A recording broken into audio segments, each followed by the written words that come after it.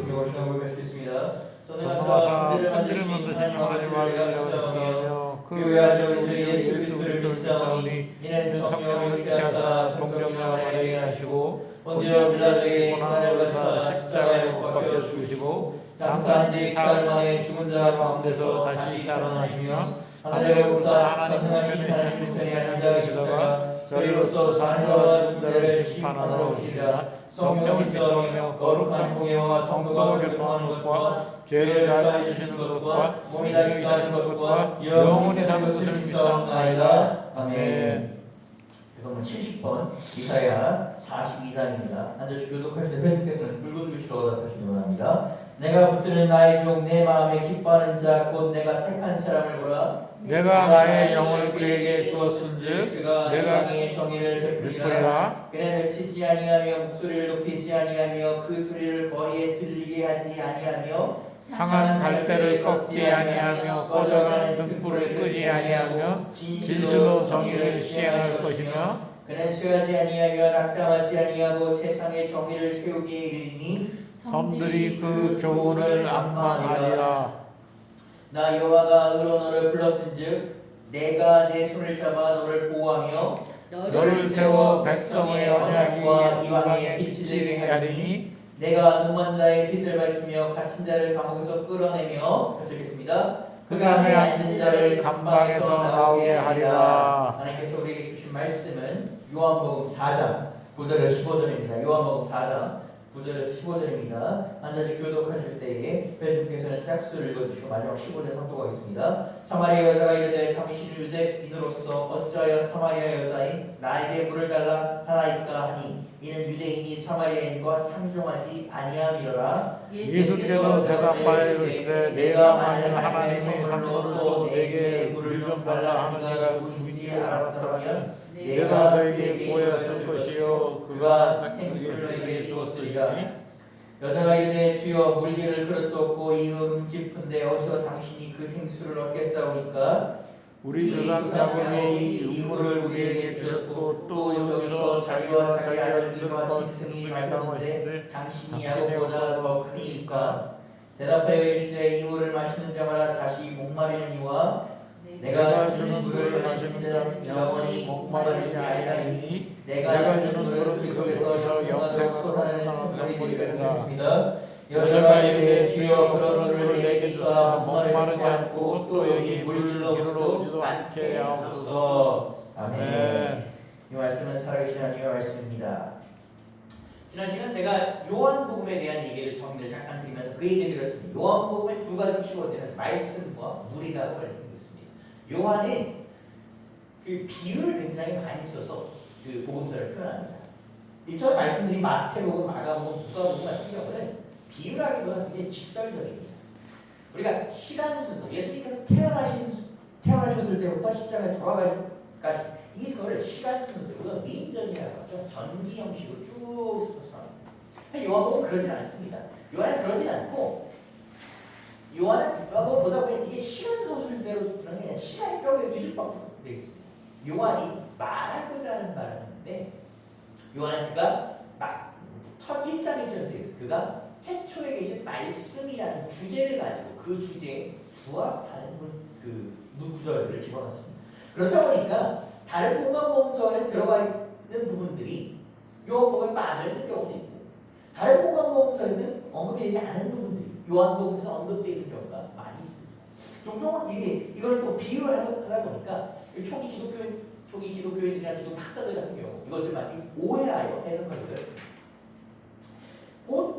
지난 시간 본문이 저희가 봤을 때 가나의 그 혼례의 지지난 시간이죠. 그리고 니고데모의 얘기였습니다. 오늘은 뭘 얘기가 나오냐면 사마리아 여인. 이 사마리아 여인과의 그 키워드를 보자면 물입니다. 우물가에서 예수님과 사마리아 여인이 만났습니다. 예수님께서 이 갈릴리를 마시는 길에서 한 여인을 만나시고 그 여인에게 이 생수를 달라고 하시는 본문의 사건을 조금 더 보자면 예수님께서 유대를 떠나서 갈릴리로 가시는 그 여성입니다. 이 지리적으로 유대에서 갈릴리로 가는 경우는 세 가지 경우가 있다고 합니다. 첫 번째는 이제 오늘 본문에 나온 것은 사마리아를 가로질러 가는 것입니다. 그러나 이것은 가장 빠른 길이지만 거의 아무도 쓰지 않았습니다. 왜냐하면 이 사마리아를 지나가야 되는데 유대인들은 쉽게 말하면 사마리아인들과는 이 경상도 하지 않았, 상정도 하지 않았습니다. 그렇기 때문에 내가 사마리아에 지나가는 차를 빙 돌아가고 있다. 요단강을 건너요. 요단강 동쪽을 건너요. 요즘같이 교통이 편할 때야 뭐 걸어가든 뭐 빨리 가든 뭐 불러가든 뭐 상관이겠냐만 그 당시에는 사실 길이 좋지 않고 그 당시에 이제 또 도적들도 많고 생명의 위협을 받을 수 있는 그 상황에서 가까운 길을 포기하고 돌아간다는 건 죽을 만큼 괜찮아. 죽을지언정 여기는 지나가지 않겠다는 거예요.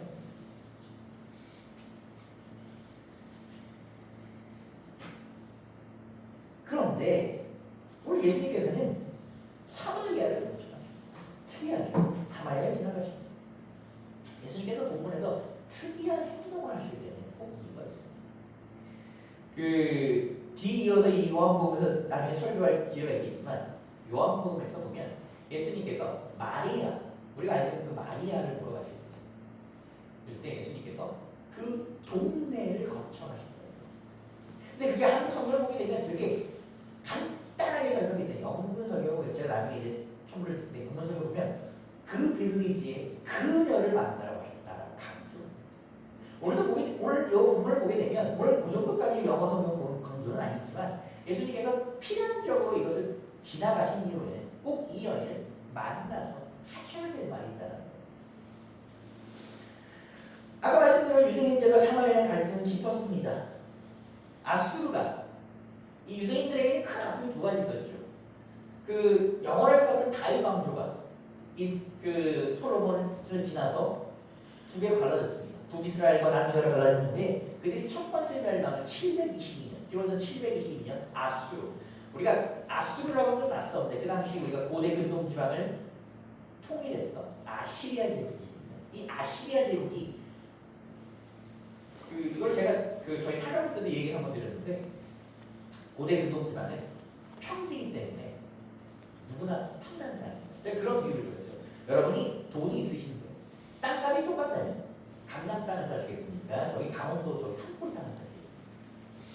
대부분 다 강남 땅을 삽니다. 여기는 그런 땅입니다. 메소포타미아. 평야고 강이 두 개 흐르는 아주 탐나는 땅이에요. 그런데 어떻습니까? 방어하기 쉽죠. 그래서 계속 정복자들이 계속 바뀌었습니다. 그곳을 통일하는 방법은 뭐냐면 아시리아가 되었습니다. 왜 이 일을 이뤘냐면 이 아시리아가 북이스라엘과 싸우면 너무 쉬운 일이에요. 너무 쉽게 그들 짓밟아버렸습니다. 아시리아가 북이스라엘을 멸망시킨 후에 여러분 나라 이름 민족들은 어떻게 됩니까? 그들의 정체성이 날싸해집니다. 사마리아인들은 아시리아 사람들이 이스라엘을 멸망시킨 다음에 한 정책의 일환이었습니다. 이 고대 근동지방 사람들이 이스라엘 사람들이 마음에 들지 않았어요. 왜? 아니 우리는 다 바알 신앙으로 어쨌든 엮여 있는데 혼자 갑자기 하나님이라는 존재를 마음에 들지 않아요. 우리와 문화가 다른다는 건 마음에 들지 않습니다. 그래서 어떻게 합니까? 이주민들을 데려와서 이스라엘과 결혼시킵니다. 그래서 태어난 사람들이 사마리아 사람. 어떻게 보면 유대인들한테서 사마리아 사람들은 우리의 아픈 과거예요. 물론 사마리아 사람들은 그러겠죠. 야, 우리가 이렇게 태어나고 싶어 태어난 게 아니라 이런 아픈 과거에 나간 게 피해자야 라고 하지만 사실 유대인들이 이들한테 사과해야 될 수도 있습니다. 그렇죠? 그들 잘못 때문에 태어났습니다. 그런데 유대인들은 사실 사과하기보다도 그들의 그냥 아픔에 착각해서 사마리아를 증오하는 쪽을 선택했습니다. 사실 옳은 건 절대 아닙니다. 그래서 어떻게 보면 유대인들에 의해서 사마리아는 그 아픈 자신들의 과거이며 자신들이 하나님한테 버림받은 것 같은 그런 상처이며 돌아오고 싶지 않은 그렇기 때문에 유대와 사마리아의 사이가 나빴습니다. 이것이 우리가 역사적인 배경입니다. 그렇다 보니까 그들은 철저히 어떻게 합니까? 이 사마리아인들을 배척합니다. 그런데 하나님 예수님께서는 그 사마리아로 들어가셨습니다. 그 사마리아에 들어가서 사마리아 여인에게 뭐합니까? 물을 들러온 한 사마리아 여인한테 물을 달라고 하십니다. 그 당시에 보게 되면 보통 여인들이 이제 물을 입는 여인들이 많이 하는 일이었어요. 왜냐하면 남자들이 생산활동을 했으니까. 근데 이게 언제 왔냐면 보통 여인들이 물을 들러올 때 아침이나 저녁 때 왔어요. 옛날이다 보니까 요즘에 안 그렇지만 사회적인 생각을 보니까 아침이나 저녁 때 이 여인은 언제 왔냐? 한낮에 왔습니다. 낮에 해가 통째로 왔습니다. 왜냐하면 이 여인은 이 성경에 보게 되면 그 당시 판판이 좋지 못한 그러니까 요즘이야 뭐 상관없지만 얘는 그 당시에 왜 그 어느 옛날에는 어느 문화나 여성이 제호를 많이 하는 것을 별로 터부시했는데 얘는 제호를 많이 하는 여인이었습니다. 한두 번도 아니고 5번 정도 했다고 얘기합니다. 그런 여인이 있었으니 아마 사회적으로도 별로 좋은 얘기를 듣지 못했던 여인일 겁니다. 그 여인이니까 다른 사람과 마주치기 싫어서 낮에 온 겁니다.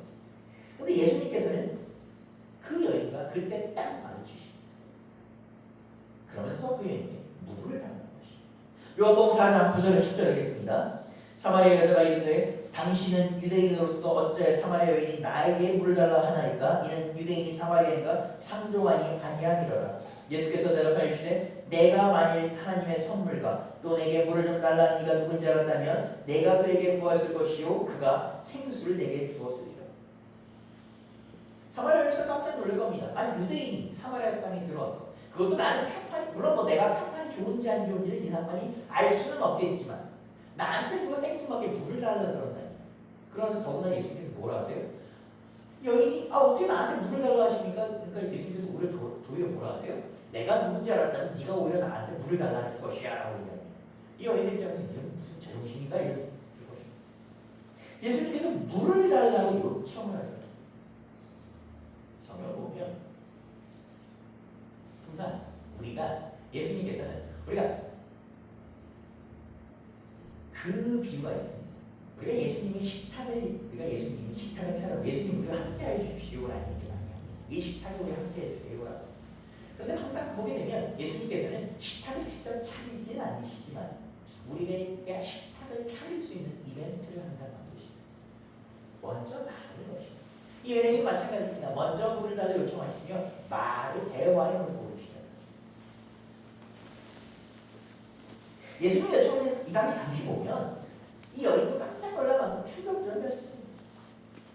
여러 가지 우리가 금기시되는 사항을 뛰어넘으셨어요. 첫 번째 일단 성별의 장벽이 있었습니다. 그 당시에 남자가 공개된 장소에서 여자와 대화하는 것은 부적절했습니다. 당시 예수님께서는 또 랍비로 존경받는 사람이었는데 그런다는 것. 또 이 여인이 또 상대적으로 평판이 좋지 못했다는 얘기라면 더욱더 그랬을 것입니다. 두 번째 어떻습니까? 아까 말씀드린 것처럼 민족의 장벽입니다. 유대인과 사마리아는 상종하지 않는데 유대인에게 물을 달라 하십니다. 세 번째, 도덕적 장벽입니다. 그 여인은 사회적으로 평판이 좀 좋지 않았습니다. 뭐 이 여인이 잘못이다 잘못을 떠나서 많은 사람들이 얘기하기 그냥 평판이 그냥 좋지 못했습니다. 그렇기 때문에 본인 자체도 그것이 마음에 걸렸던 것입니다. 그런데 예수님께서는 이 여인에게 먼저 말을 걸었습니다. 그러니까 이 여인이 놀랐습니다. 어째 나에게 물을 달라 하시오. 이런 일이 없었겠지. 여태까지는 여러 가지 이유로 자신을 피했을 것입니다. 여태까지 여러 가지 이유로 자신과 경상하는 것을 사람들이 꺼내있을지도 모릅니다. 그런데 생판 처음 보는 사람이 물을 달라 하셨어요. 그러면서 대화의 문을 열었어요.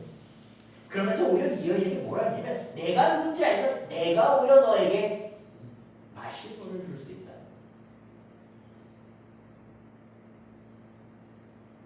예수님께서 이 여인과 얘기하고 싶은 것이 있으셨어요.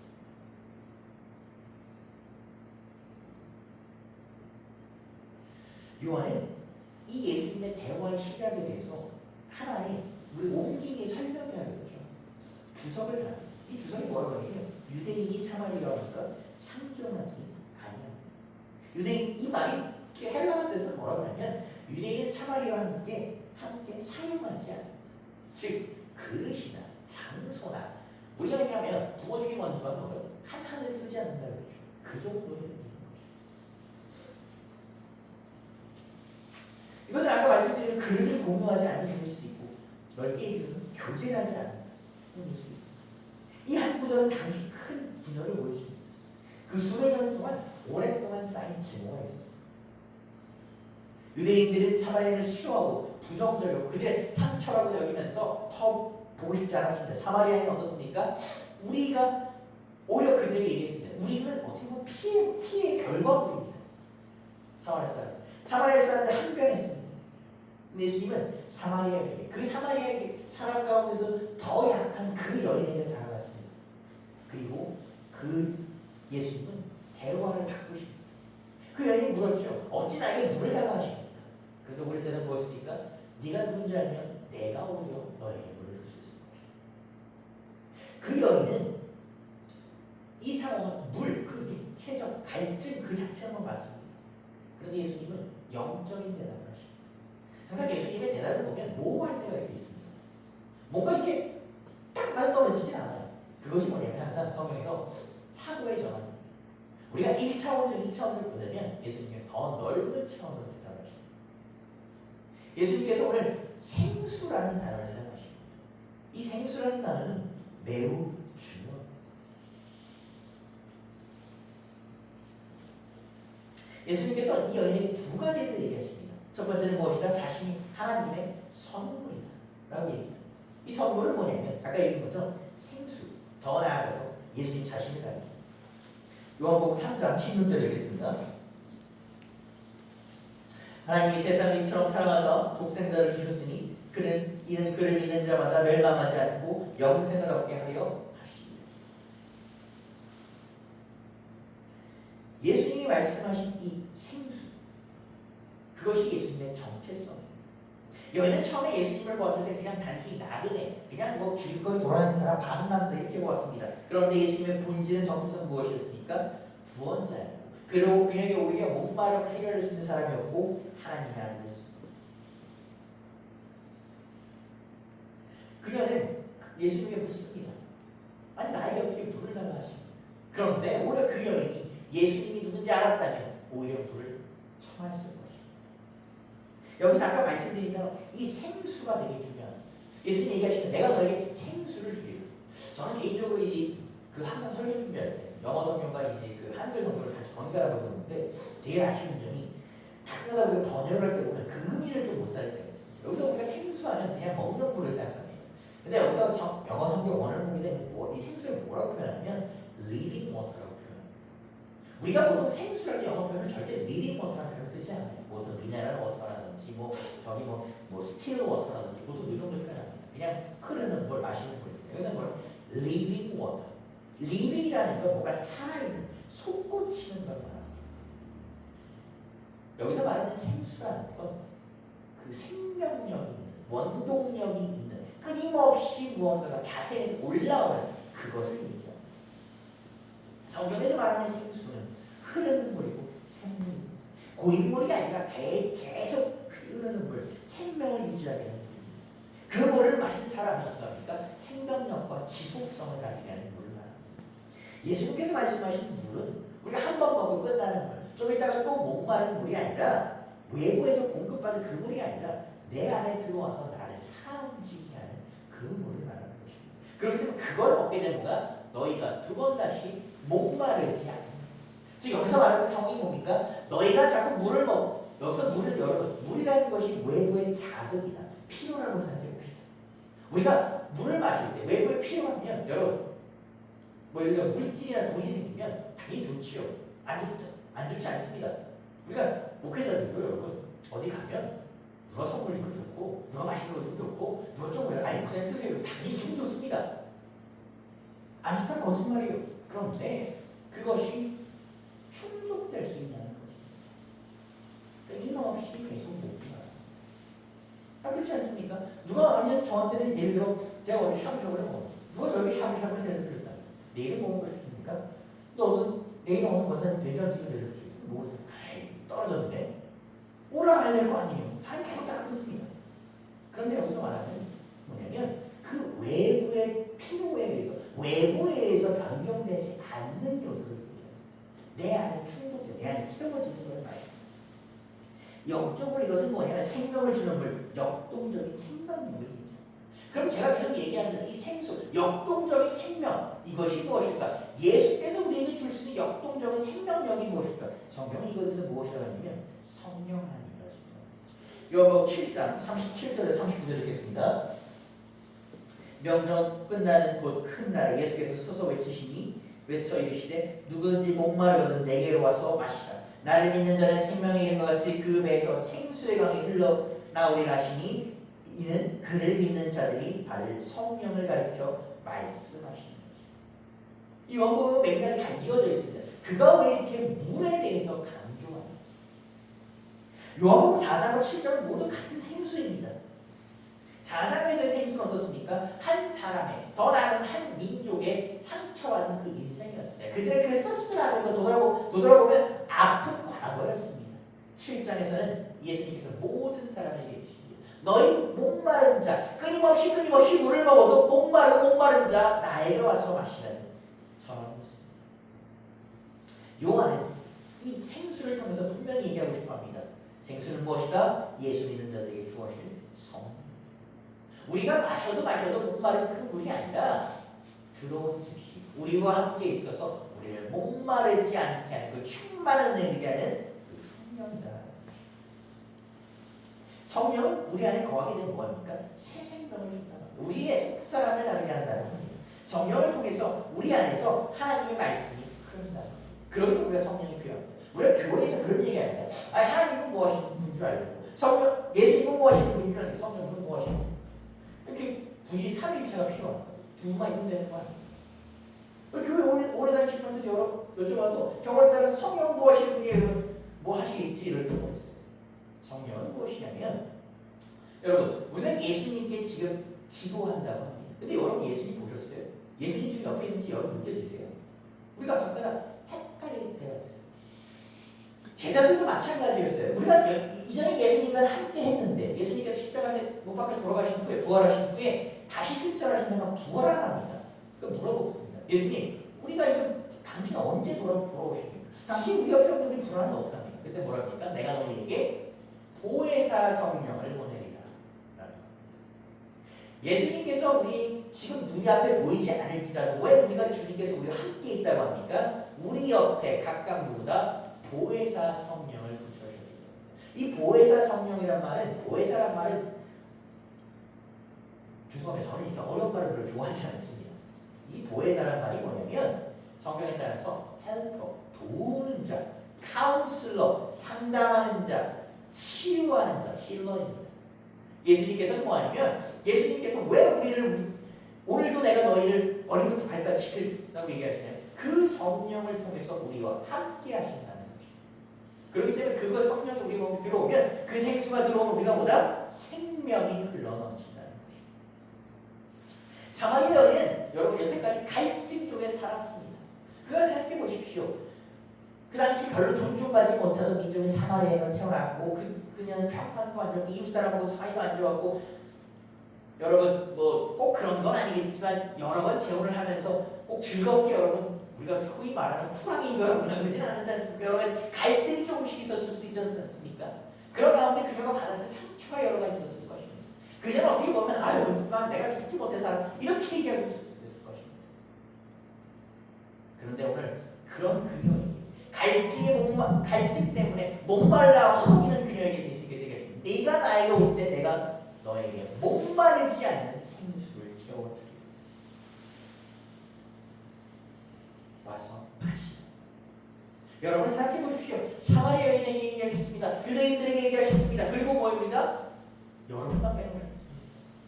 우리 모두에게 이 물을 가져놓고 기다리십니다. 여러분 이 모두에게 이 물을 주기를 원하십니다. 어떻게 보면 여러분 예수님은 참 죄송한 얘기지만 잡사인 같을 수도 있어요. 왜? 모두에게 다 권합니다. 이 귀한 생물. 특정 사람에게만 너만 얘기하는 것이 아니라 뭡니까? 여러분 모두에게 모두 와서 다 먹으세요라고 얘기해요. 여러분 우리는 그 생수를 먹고 싶어서 마시고 싶어서 혹은 마셨기 때문에 다른 이에게 주고 싶어서 여러 가지 이유로 왔습니다. 어쩌면 우리가 그 생수를 맛봤다고 해서 사실 별로 막 생수를 먹은 것이 아니라 방울만 맛볼 일이 있을 수도 있습니다. 여러분 이 자리에 모일 때 그 생수를 주여 그 마르지 않는 생수 그 마르지 않는 생수 그 생명의 성령 나에게 그 가운데 여러분의 목마름을 여러분의 갈증을 해결하시는 그런 축복이 있으시길 바랍니다.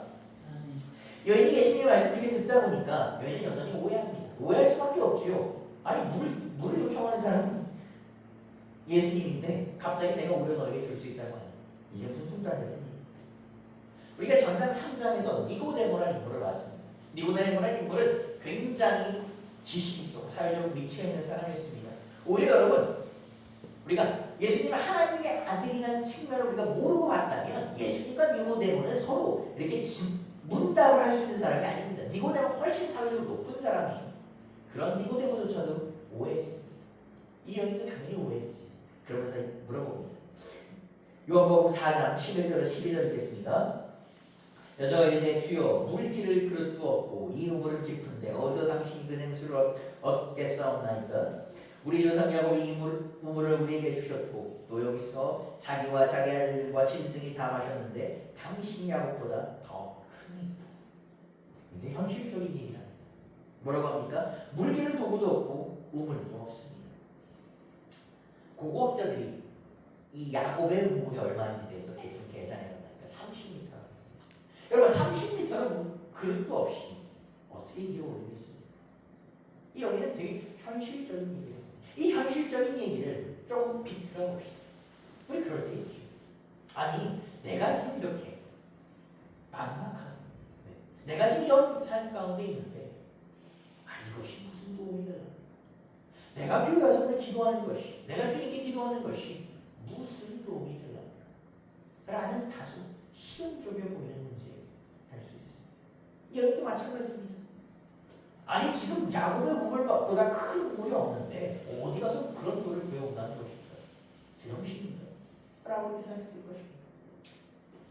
여기는 예수님께서 이것 말고 다른 물을 주겠다고 그것을 이해했습니다. 아까 얘기한 것처럼 야곱의 물보다 더 좋은 물은 없습니다. 여러분 야곱의 우물은 어떤 우물이냐면 이 사마리아 여인이 얘기했던 것처럼 자신들의 조상 야곱 하나님께서 이 야곱 이 사마리아인들은 유대인들은 어떻게 생각했는지 모르겠어요. 사마리아인들은 자신들이 어떻게 됩니까? 이 아브라함과 이삭과 야곱의 자손이라고 생각했습니다. 당연하지요. 그들은 이 역사적 비극 때문에 이런 혼혈 그걸 겪었지만 그들 스스로는 그렇게 생각할 수 있습니다. 그럼 이것은 뭡니까? 야곱이 마셨고 그의 아들들이 마셨고 그 우물입니다. 우리로 말하면 단순히 우물이 아니라 역사적인 장소입니다. 그런데 이거보다 더 좋은 거를 나에게 줄 수 있다. 이 여인은 믿을 수가 없어요. 그렇기 때문에 여인이 질문하는 것이 그런 우물이 어디 있습니까? 대체 당신은 누구길래 야곱보다 더 좋은 물을 줄 수 있습니다. 현실적인 얘기죠. 우리가 살면서 묻습니다. 당신은 대체 누구시기에 나에게 이것보다 더 좋은 것을 줄 수 있다. 자부하십니다. 예수님께서 대답하십니다. 그렇다. 나는 너희에게 그것을 줄 수 있다. 우리는 모두 압니다. 예수님은 야곱보다 크신 분입니다. 그런데 우리가 살다 보면 까먹지요.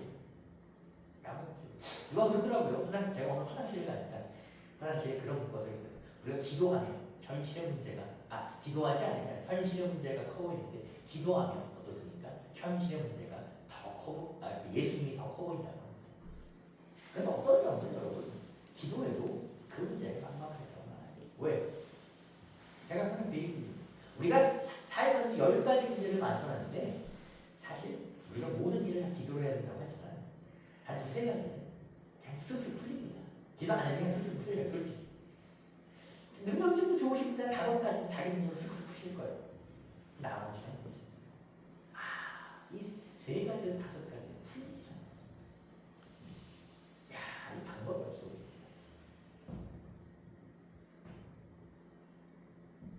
그때 우리가 기도.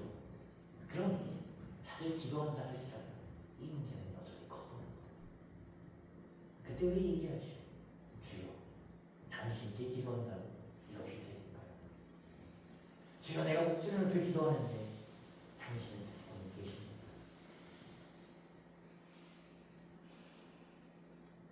어쩌면 우리가 기도하는 중에 이 갈증으로 목마르고 기도할 때 예수님께서 그 옆에 우리에게 대답하십니다.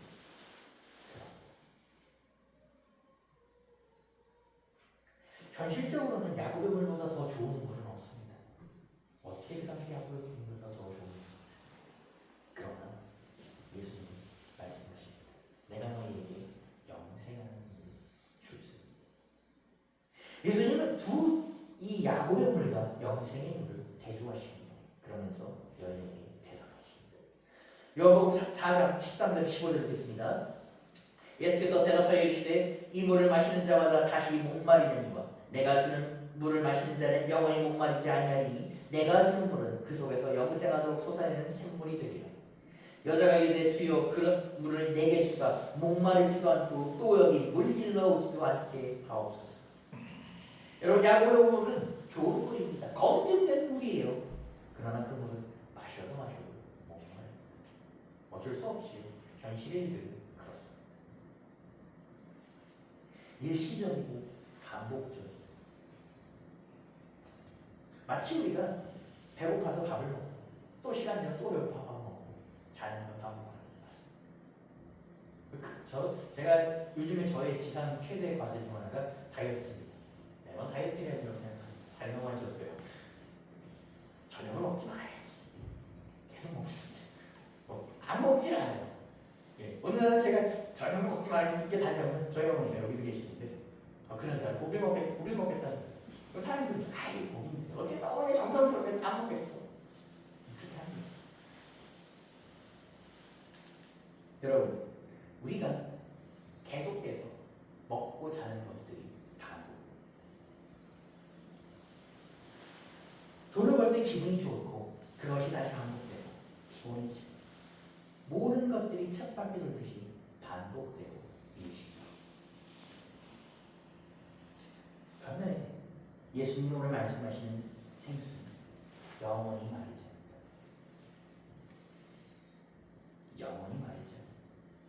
여러분 사람이 어떻게 영원히 목마르지 않을 수 있겠습니까? 물을 마시면 또 마시고 아까 얘기했던 생수는 리빙 워터였어요. 여러분 왜 우리가 목이 마릅니까? 외부에서 찾기 때문에. 외부에서 끊임없이 받았던 리빙 워터는 뭐라고 합니까? 내 안에서 생수는 것이다. 그것이 누구를 이루는 것이다? 성령이 이루는 것이다. 여러분 목마르지 않는다는 것은 내 안에서 그 생명력이 그 물이 흘러 넘치기 때문에 내가 더 이상 목말라 밖의 것을 간구하지 않는다는 것입니다. 우리가 잘 알고 있는 교부라고 알고 있는 아우구스티누스는 그런 얘기했습니다. 주님, 당신을 향하도록 만드셨기에 우리 마음은 당신 안에서 쉼을 얻기까지 안식하지 못합니다. 여러분, 내 안에 예수님과 함께 우리가 체험할 수 없다. 내 안에서 그것을 채울 수 없다면 우리는 여러분 어떻게 됩니까? 여전히 목마르고. 예수님께서 주시는 생수를 보게 되면 세 가지 특징이 있습니다. 첫 번째 예수님께서 그 속에서라고 얘기하십니다. 이것은 뭐냐면 내면에서 솟아나는 거예요. 성령이 우리가 어디서 왔다? 우리 안에 거하시고 우리 안에 생명의 역사를 일어난다는 것입니다. 두 번째는 영생하도록 일하는 것입니다. 이 물이 끊임없이 우리 안에서 솟구쳐 올라가는 것입니다. 세 번째, 솟아나는 샘물이다. 여러분 솟아난다라는 건 생명력입니다. 그것이 누군가에서 수동적으로 움직이는 것이 아니라 우리가 능동적으로 움직이는 그런 거예요. 예수님께서 주시는 그 생명력과 예수님께서 주시는 그 성령은 우리를 생동감 있게 흘러넘치게 한다는 것입니다. 여러분 우리가 삶을 살다 보면 참 많이 넘어져요. 그때마다 우리가 어때요? 위로가 여러 가지 방법이 있죠. 누군가는 위로받으려고 여러분 크리스찬이 쾌락을 즐기기도 하고 누군가는 뭘 하기도 하고 그러나 여러분 어때요? 그것이 목마름을 가르치지 않아요. 결국 그것에 대해서 누군가는 그것에 대해서 매여서 그것에 노예가 돼요. 예수님께서 주신 목마름 우리가 힘든 가운데 우리가 목마른 갈증을 맡은 가운데 그것을 이기는 힘이 되는 원동력이 있는 것입니다.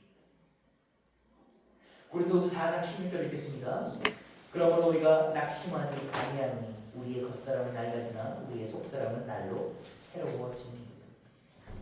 예수님을 만난 사람 뭐라고 합니까? 사도 바울이 얘기합니다. 겉이 달라지는 것이 아니라 내면부터 생명이. 이 생명은 시간 지나도 마르지 않습니다. 상황이 바뀌어도 우리한테 유리하지 않고 힘든 상황이 와도 이렇게 됩니까? 우리가 이겨낼 수 있게 되는 것입니다. 우리가 그것에 대해서 갈증으로 물이 아닌 메말라라는 것이 아니라 그 척박한 상황을 오히려 없다니까 풍족하고 충만하게 바꿔내는 것입니다. 그렇기 때문에 예수님이 주시는 그 생수는 우리를 살리고 우리를 바꾸고 우리를 흘러가게 하는 생명. 예수님의 말을 가만히 듣고 있던 여인이 입을 띱니다. 그 물을 내게 주소서. 얼마나 이 물이 멋진 물입니다. 이 여인이 물을 달라고 합니다. 그런데 사실 이 여인은 아직 영적으로 그렇게 깨이지 못했습니다. 좋다니까. 그 물이 그렇게 대단하다니까. 이 사람 뭐 좀 있어 보이는 것 같으니까 그 물을 내게 달라고. 그런데 여러분, 이것이 시작입니다. 우리가 불완전하지만 그녀는 어떻게 해요? 구하고 있습니다. 예수님은 불완전한 믿음으로 나오는 여인한테 뭐랍니까? 거절하지 않으십니다. 그녀를 위해서 그 영원한 생수를 내어주시기 위하십니다. 사마리아는 여전히 어떻게 합니까? 그녀가 볼 수 있는 칠만에서만 생각합니다. 이 생수를 먹고 다시는 이 깊은 우물에, 어쩌면 다른 사람들이 수근수근 내는 이 우물에, 나에게 아픈 상처 같은 이 우물에 보고 싶어 하지 않아 합니다. 목마른 삶을 살지 않아하고 싶어 합니다. 이것은 정부는 아닙니다. 그러나 이것이 주입니다. 그녀의 이는 불완전하지만 그녀가 구하고 있습니다. 예수님이 누군지는 몰라도, 저 사람이 누군지는 몰라도 내가 물을 주소서라고 말하는 것입니다. 그 물을 내가 마시고 싶다고 얘기하는 것입니다. 예수님은 그 요청을 듣고 말이야 그 여인이 화내지 아니하십니다. 묻지 않으십니다. 누군지도 모르는데 내가 너희 왜 주느냐라고 얘기하지 않으십니다. 오히려 뭐 하십니까? 그 불완전한 믿음으로 그냥 일상 가운데서 목마름으로 다가오는 사람이 어떻게 하십니까? 그 사람에게 물을 부십니다. 얘기하셨죠? 요한복음 7장 누구든지 와서 마시라. 저는 이 신학교에 가면서, 물론 제가 이제 감신대를 가서 그런 것도 있지만, 이 웨슬리라는 인물을 공부하면서 저는 웨슬리라는 인물을 점점 좋아집니다. 사실 우리가 이제 어느 교파든 간에 자기 이제 교파의 첫 시작이라고 볼 수 있는 사람을 다 최고라고 여깁니다. 근데 많은 이제 사람들이 이제 장로교란 웨슬리에 비교하면서 서로 이제 누가 더 낫느냐 비교합니다. 참 죄송한 말씀이지만 신학적인 국면만 보면 칼빈의 영향이 더 셉니다. 왜냐하면 칼빈은 이제 웨슬리보다 200년 전의 사람이었기 때문에 이 사람이 사실 신학적인 이론을 많이 다져놨습니다.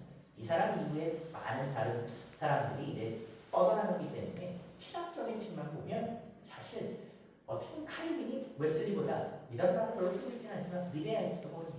그러나 저는 이 존 웨슬리를 참 좋아합니다. 왜 좋아하냐면 제가 좋아하는 것 중에 하나가 우리가 알고 있는 그 성만찬이 있습니다. 성만찬. 성만찬은 뭐죠? 성만찬을 하게 되면 내 죄가 씻어지고 내가 주의 상도가 되는 겁니다. 빵과 포도주. 그래서 우리가 예수의 피와 몸을 먹는 겁니다. 성만찬은 누구만 할 수 있습니까? 세례받은 사람만 할 수 있습니다.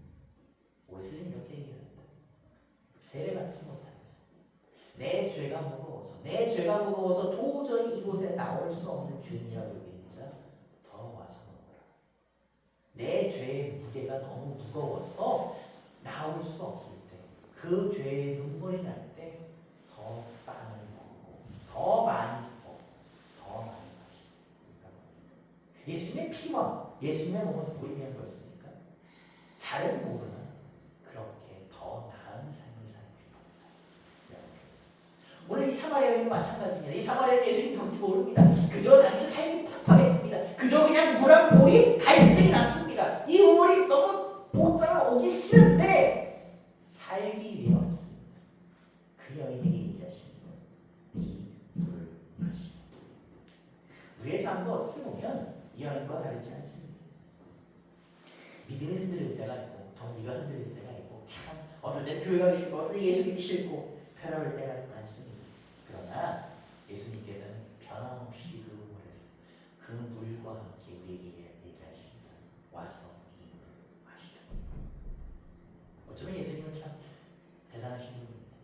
영원히 마르지 않는 생수라. 한 모금 먹으면 우리가 갈증이 없어야 되는데 그 생수를 먹고도 목말라는 우리에게 계속 마시라고 합니다.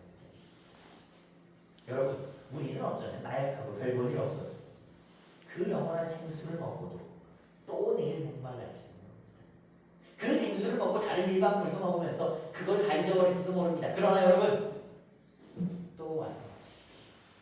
그 생수를 또 간구하시고 또 마십시오. 예수님께서 연약함을 우리의 연약함을 하시고 우리의 목을 주의 금으로 내어주십니다. 여러분, 그렇기 때문에 우리는 이렇게 기도해야 합니다. 주여, 온전하지 못한 그 생수를 마시기를 간구하나. 주님 기쁨을 나누십니다. 마태복음 7장 7절에서 8절 읽으면서 오늘 설교 마치겠습니다. 구하라, 그리하면 너에게 주실 것이요, 찾으라, 그리하면 찾아낼 것이요, 문을 두드리라, 그리하면 너에게 열릴 것이요, 구하는 이마다 받을 것이요, 찾는 이는 찾아낼 것이요, 두드리는 이에게는 열릴 것이다. 아멘. 기도하시겠습니다. 생명의 그런 되시는 하나님 아버지, 오늘 말씀을 통해 사마리아 여인에게 다가오신 예수님을 보게 하시니 감사드립니다. 주님, 비참한 삶 가운데, 누가 수군수군대는 삶 가운데 힘겹게 살아가고 있는 그 여인을 보시고 그 여인의 갈증을 보시고 먼저 말 건네신 주님, 우리에게도 우선 우리에게도 말 건네주시기를 간절히 기도드립니다. 그 여인은 자신의 삶이 너무 비고하여 창피하여 사람들을 피해 다녔습니다. 그 여인은 한낮에 다녔지만 사실 그 한낮은 그 여인에게 있어서 깜깜한 밤이었습니다. 다른 일과 마주치고 싶지 않아 깜깜한 밤에 다니는 그 여인, 그 시간에도 찾아오시는 그 수고를 맞이하시는 주님 고백하오니 우리도 찾아와 주옵소서.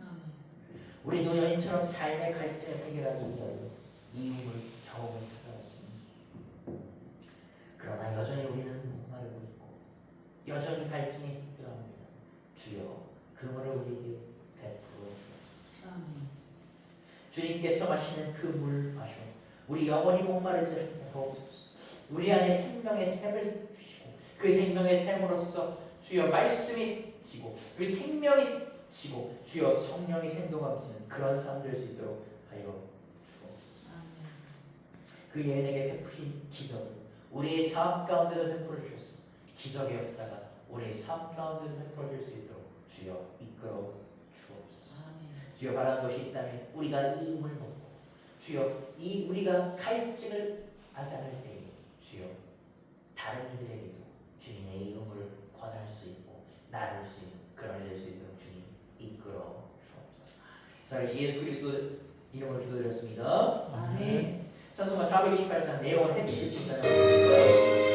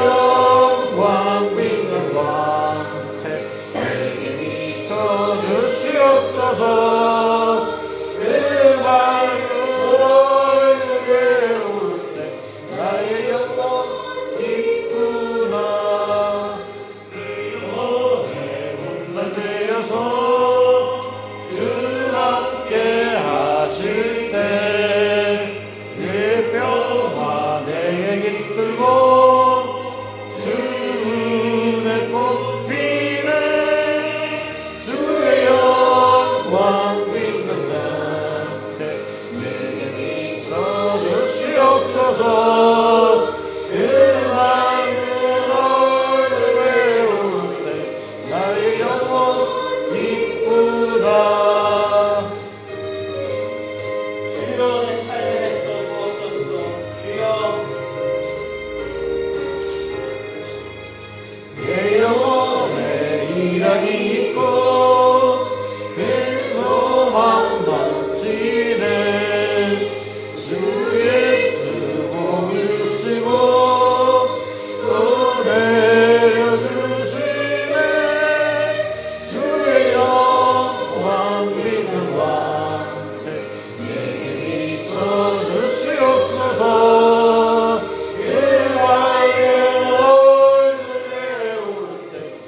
나의 영혼 기쁘다. 우리 힘을 기도하겠습니다. 주님 감사합니다. 이번 한 주도 주님 우리를 채우고 먹이고 입히셨음에 감사합니다. 주여 우리는 항상 더 많은 것을 원하나 주여 항상 우리에게 더 많은 축복을 주시니 감사드립니다.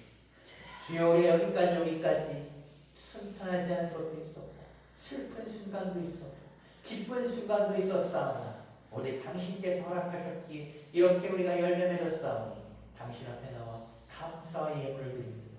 주여 기뻐받아 주옵소서. 아멘. 주여 우리에게 부으신 것의 일부를 드리오니 주여 기뻐받아 주시옵고 주여 이를 당신의 나라 위에 쓰일 수 있게 하여 주옵고 주여 우리에게 더 큰 사랑 주옵소서.